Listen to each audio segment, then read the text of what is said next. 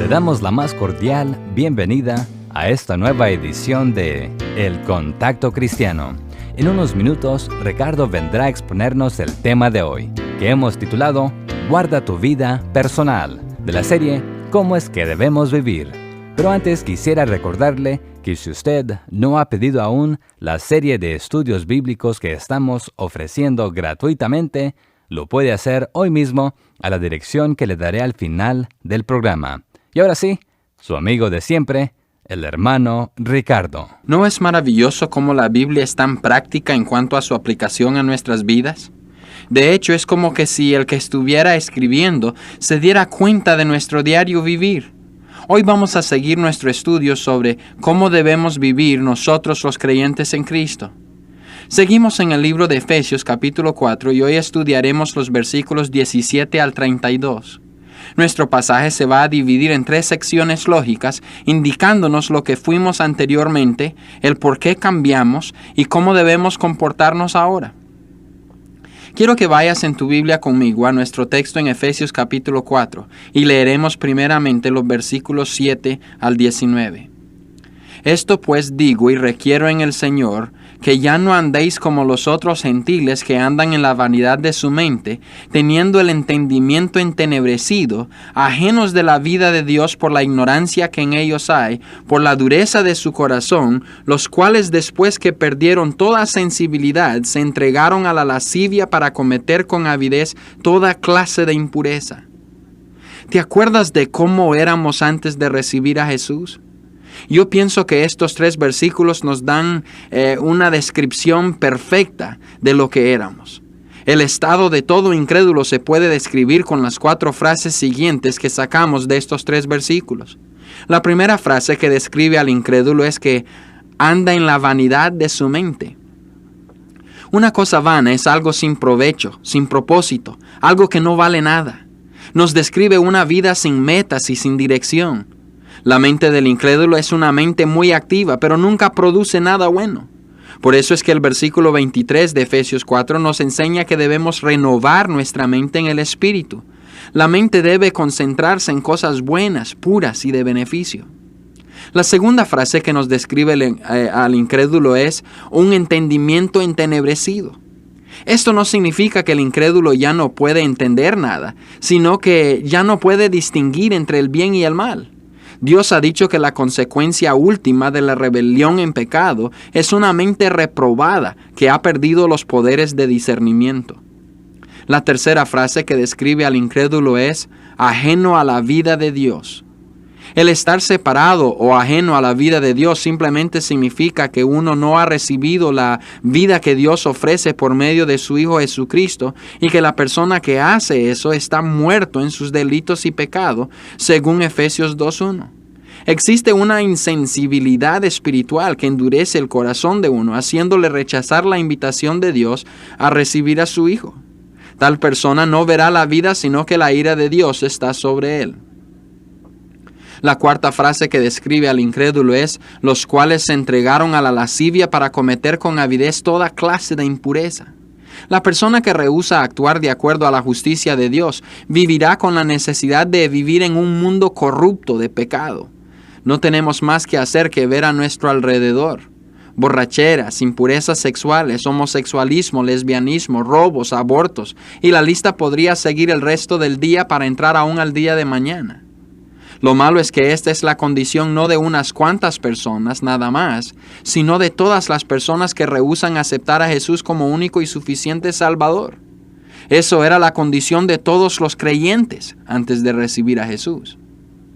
Ahora quiero que vayamos a los versículos 20 al 24 para ver cómo fue que cambiamos.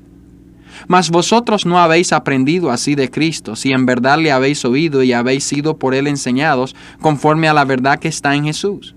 En cuanto a la pasada manera de vivir, despojaos del viejo hombre que está viciado conforme a los deseos engañosos, y renovaos en el espíritu de vuestra mente, y vestíos del nuevo hombre creado según Dios en la justicia y santidad de la verdad. Según estos versículos puedo ver 5 cosas que se involucran con la descripción del cambio que uno experimenta al venir a Jesús. En primer lugar, cambiamos cuando aprendimos a Cristo. ¿Te acuerdas cuando de repente te diste cuenta de lo que realmente significaba aceptar a Jesús como tu Salvador? El darme cuenta de ello fue lo que me ayudó en ejercer fe en Él. El conocerle personalmente es vida eterna. De hecho, ese fue el cambio que ocurrió en mi vida cuando realmente aprendí a Jesús. En segundo lugar, cambiamos cuando fuimos enseñados por Cristo. El mismo Espíritu Santo, quien nos convenció de nuestra necesidad de Cristo y nos hizo nacer a la familia de Dios, permanece en nosotros para enseñarnos los asuntos de nuestro Señor. El gran gozo del cristiano es conocer cada día más y más de Dios. En tercer lugar, cambiamos cuando nos despojamos del viejo hombre. El viejo hombre es la condición no regenerada en la cual vivimos antes de conocer a Cristo. Pero ahora nos hemos despojado de ese hombre. Ese hombre ha muerto y le hemos renunciado. Ya no somos esclavos del pecado, sino siervos de Cristo. En cuarto lugar, cambiamos cuando nos vestimos del nuevo hombre.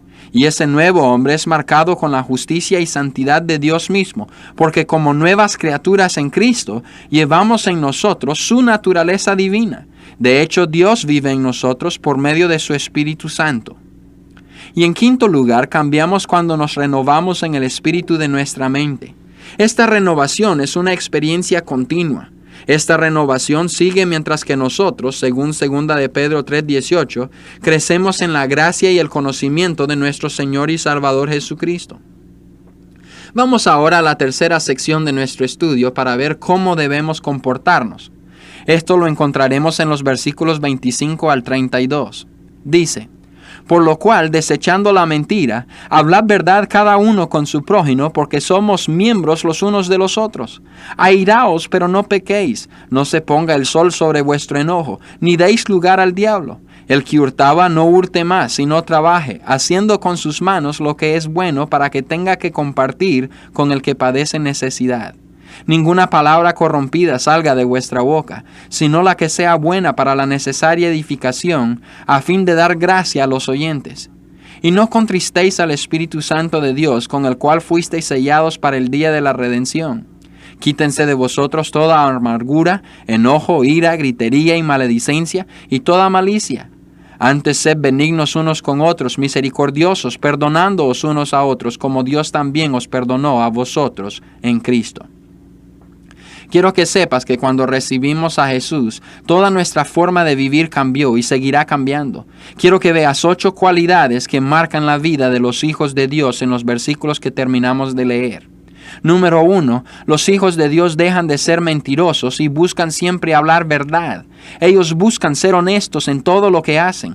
Demuestran esta honestidad para que otros puedan confiar en ellos concerniente a la fe que profesan en Cristo Jesús. Número 2, los hijos de Dios buscan controlar sus emociones. El enojo que tiene que ver con nuestro orgullo es dañino, y el hijo de Dios no debe llevar un enojo de este índole de un día para otro.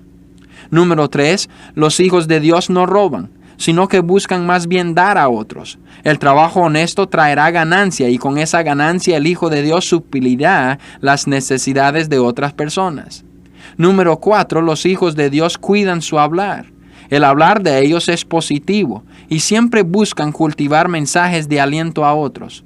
Número 5, los hijos de Dios intentan no entristecer al Espíritu Santo e intentan estar siempre llenos de Él. El Espíritu de Dios se entristece cuando el Hijo de Dios permite que haya pecado en su vida. Cuando el pecado entra a la vida del creyente, inmediatamente lo confiesa y pide el perdón de su Padre.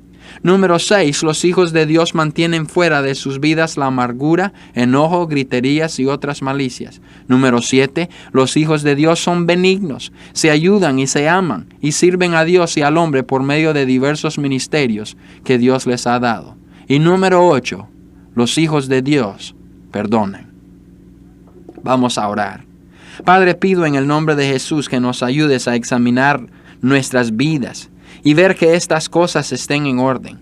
Te lo pido para tu honra y tu... musical, El Gozo del Señor. Y Ricardo nos ha puesto a pensar el día de hoy, ¿verdad? Lo importante es que más que pensar en estos principios bíblicos, los pongamos en práctica.